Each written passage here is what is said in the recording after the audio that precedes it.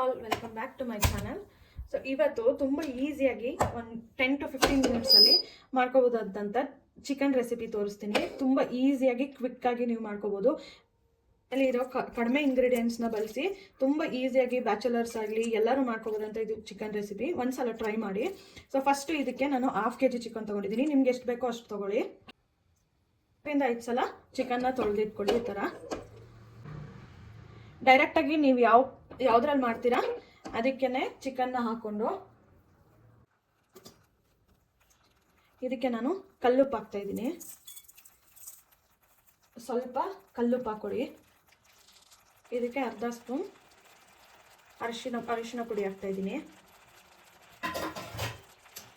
ಯಾವುದೇ ಚಿಕನ್ ಆಗಲಿ mutton recipe ಮಾಡ್ತೀರಾ ಅಂತಂದರೆ ಫಸ್ಟು ಅರಿಶಿನ ಮತ್ತು ಉಪ್ಪು ಹಾಕಿ ಅದರಲ್ಲಿರೋ ನೀವೇ ಅಂಶ ಎಲ್ಲ ಹೋಗೋ ತನಕ ಬೇಯಿಸ್ಕೊಳ್ಳಿ.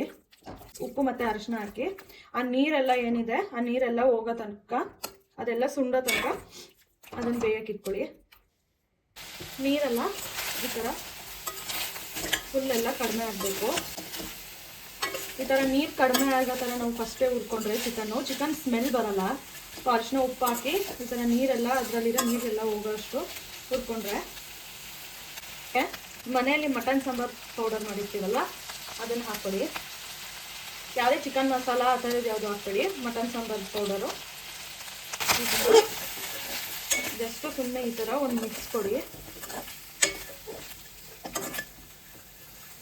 ಮಿಕ್ಸ್ ಮಾಡಿದ್ಮೇಲೆ ಸ್ವಲ್ಪ ನೀರು ಹಾಕಿ ಚಿಕನ್ನು ಬೇಯೋ ಅಷ್ಟು ನೀರು ಹಾಕಿದ್ರೆ ಸಾಕು.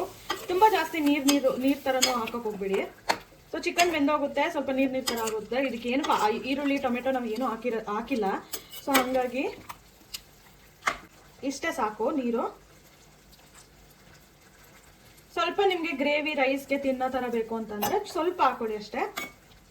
ಇದನ್ನು ಚಿಕನ್ ಬೇಯಲಿಕ್ಕೆ ಬಿಡಿ. ತುಂಬ ಕ್ವಿಕ್ಕಾಗಿ ರಸಮ್ ರೈಸ್ ಜೊತೆಗೆ ಈ ಥರ ಒಂದು ಸೈಡ್ ಡಿಶ್ ಮಾಡ್ಕೋಬೋದು ನೀವು. ತುಂಬ ಟೇಸ್ಟಿ ಚೆನ್ನಾಗಿರುತ್ತೆ ಆ್ಯಂಡ್ ಬೇಗನೂ ಮಾಡ್ಕೋಬೋದು. ಇದನ್ನಲ್ಲಿ ಕ್ಲೋಸ್ ಮಾಡ್ತಾ ಇದ್ದೀನಿ. ಚಿಕನ್ನು ಬೇಯೋದಕ್ಕೆ ಬಿಡಿ. ನೀವು ಮಾಡ್ತಾ ಇರ್ಬೇಕಾದ್ರೇ ಸ್ಮೆಲ್ ಬರ್ತಾ ಇರುತ್ತೆ. ಆ್ಯಂಡ್ ನಿಮ್ಗೆ 10 ನಿಮಿಷ ಬಿಟ್ಟರೆ ಸಾಕು ಚಿಕನ್ನು ಬೆಂದೋಗುತ್ತೆ. ತುಂಬ ಜಾಸ್ತಿನೂ ಬೇಯಿಸೋಕೆ ಹೋಗಬೇಡಿ. ಚಿಕನ್ ಎಲ್ಲ 10 ರಿಂದ 15 ನಿಮಿಷ ಅಷ್ಟೇ ಚಿಕನ್ ಬೇಯೋ ಟೈಮಿಂಗು. ಜಾಸ್ತಿ ಬೇಯಿಸಿದ್ರೆ ನಿಮಗೆ ರಬ್ಬರ್ ಥರ ಆಗೋಗುತ್ತೆ. ಮಧ್ಯ ಈ ಥರ ಮಿಕ್ಸ್ ಮಾಡ್ಕೊಳ್ಳಿ. 1-2 ಸಲ ಮಿಕ್ಸ್ ಮಾಡ್ಕೊಳ್ಳಿ. ಏನಕ್ಕಂದರೆ ನೀರೇನಾದರೂ ತುಂಬ ಕಡಿಮೆ ಆಯಿತು ಅಂತ ಹೇಳಿದ್ರೆ ನಿಮಗೆ ಅದು ತಳ ಹಿಡಿಯೋ ಚಾನ್ಸಸ್ ಇರುತ್ತೆ. ಸೊ ಹಂಗಾಗಿ ಮಧ್ಯ ಈ ಥರ ತಿರುಗ್ಕೊಳ್ಳಿ. ಇದಾಗಿದೆ. ಇವಾಗ ಲಾಸ್ಟಲ್ಲಿ ಈ ಥರ ಮಿಕ್ಸ್ ಮಾಡ್ಕೊಳ್ಳಿ. ಅರ್ಧ ಸ್ಪೂನು ಗರಂ ಮಸಾಲ ಹಾಕ್ತಿದ್ದೀನಿ. ತುಂಬ ಅಂದರೆ ತುಂಬ ಕಡಿಮೆ. ಸೊ ಇದು ಆಪ್ಷನಲ್ಲು. ನಿಮ್ಗೆ ಬೇಡ ಅಂತಂದರೆ ಸ್ಕಿಪ್ ಮಾಡ್ಕೋಬೋದು. ನಾನು ಏನು ಮಸಾಲ ಹಾಕೇ ಇಲ್ಲ. ಸೊ ಟೇಸ್ಟ್ ಸ್ವಲ್ಪ ಬೇಕು ಅಂತಂದರೆ ನೀವು ಗರಂ ಮಸಾಲ ಸ್ವಲ್ಪ ಒಂದು ಹಾಕೋಬೋದು. ಅರ್ಧ ಸ್ಪೂನಷ್ಟು ಗರಂ ಮಸಾಲ ಹಾಕ್ಕೊಳ್ಳಿ. ಲಾಸ್ಟಲ್ಲಿ ಕೊತ್ತಂಬರಿ ಸೊಪ್ಪು.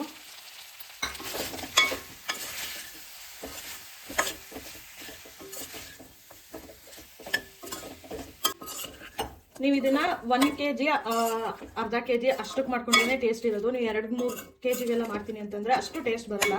ಸೊ ನಾವು ಏನು ಮಸಾಲ ಹಾಕಲ್ಲ. ಹಾಗಾಗಿ 1 kgಗೆ ಮಾಡ್ಕೊಂಡ್ರೆ ಚೆನ್ನಾಗಿರುತ್ತೆ ಟೇಸ್ಟು.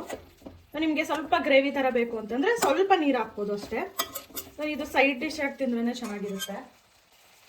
ಲಾಸ್ಟಲ್ಲಿ ಸ್ಟವ್ ಆಫ್ ಮಾಡೋ ಟೈಮಲ್ಲಿ ಅರ್ಧ ನಿಂಬೆ ರಸ ಹಾಕ್ತಾಯಿದ್ದೀನಿ.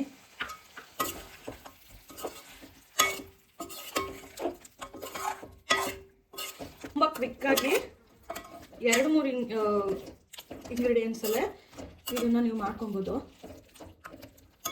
ಬಿಸಿ ಅನ್ನಕ್ಕೆ, ರೈಸು ರಸಮ್ ಜೊತೆಗೆ ಸೈಡ್ಗೆ ತುಂಬ ಚೆನ್ನಾಗಿರುತ್ತೆ. ಒಂದ್ಸಲ ಟ್ರೈ ಮಾಡಿ. ಸಾಫ್ಟಾಗಿ ಜ್ಯೂಸಿಯಾಗಿ ಬಂದಿದೆ. ನೀವು ಒಂದ್ಸಲ ಮನೇಲಿ ಟ್ರೈ ಮಾಡಿ ಹೇಗಿತ್ತು ಅಂತ ನನಗೆ ಕಮೆಂಟ್ ಮಾಡಿ. ನನ್ನ ವಿಡಿಯೋ ನಿಮಗೆ ಇಷ್ಟ ಆಯಿತು ಅಂತಂದರೆ ಲೈಕ್ ಮಾಡಿ, ಶೇರ್ ಮಾಡಿ, ನನ್ನ ಚಾನಲ್ನ ಸಬ್ಸ್ಕ್ರೈಬ್ ಮಾಡಿ. Thank you.